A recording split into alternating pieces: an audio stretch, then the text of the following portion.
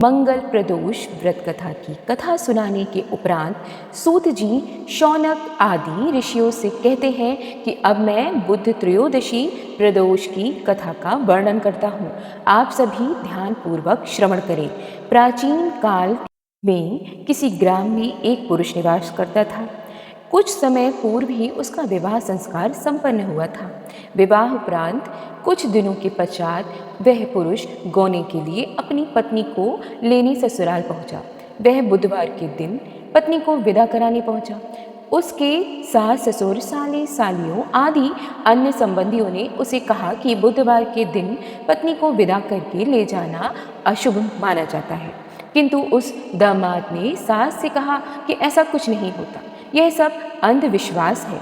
मैं तो बुधवार के दिन ही अपनी पत्नी को लेकर जाऊंगा। बारंबार समझाने पर भी दामाद ने अपना हठ नहीं छोड़ा, जिसके कारण अंततः विवश होकर उसके सास ससुर ने अपनी पुत्री को उसके साथ बुधवार के दिन ही विदा कर दिया। वे दोनों नवविवाहित दंपति बैलगाड़ी से घर की ओर जा रहे थे। एक नगर से थोड़ा दूर चलते ही मार्ग में उसकी पत्नी को प्यास लगी। पति एक पात्र लेकर उसके लिए जल लेने गया।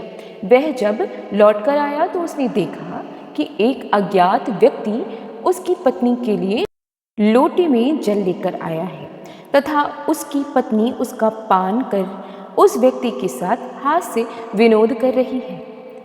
यह दृश्य देखकर उसके पति को अत्यंत क्रोध आया तथा वह उस व्यक्ति पर क्रोध करते हुए उसके समीप गया, किंतु उस व्यक्ति के निकट पहुंचते ही पति आश्चर्यचकित हो उठा, क्योंकि अज्ञात व्यक्ति का रूप, रंग तथा शारीरिक संरचना पूर्णतः उस पति के समान ही थी, जैसे वह उसका ही प्रतिबिंब हो। वे दोनों वहीं लड़ने लगे तथा उन्हें लड़ते हुए देखकर वहां पथिकों की भीड़ एकत्रित हो गई। उसी समय वहां सैनिक भी आ गए और उस स्त्री से पूछने लगे कि बता, इनमें से कौन सा पुरुष तेरा पति है। एक समान दो व्यक्तियों को देखकर वह नवविवाहिता धर्म संकट और असमंजस की स्थिति में पड़ गई और व्याकुल हो उठी।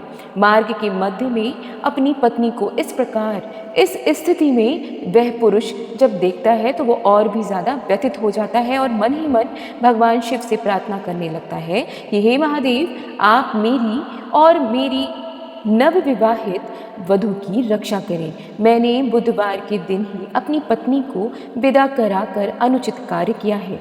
हे भोले शंकर, मैं भविष्य में ऐसा अपराध कदापि नहीं करूँगा, मुझे क्षमा करें भगवान। भगवान शिव ने उसकी प्रार्थना स्वीकार कर ली और तत्क्षण ही वह अज्ञात व्यक्ति वहाँ से अंतर ध्यान हो गया।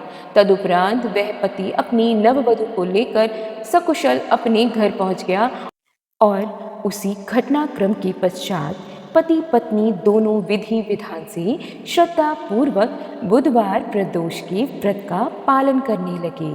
बोलिए उमापति महादेव की जय।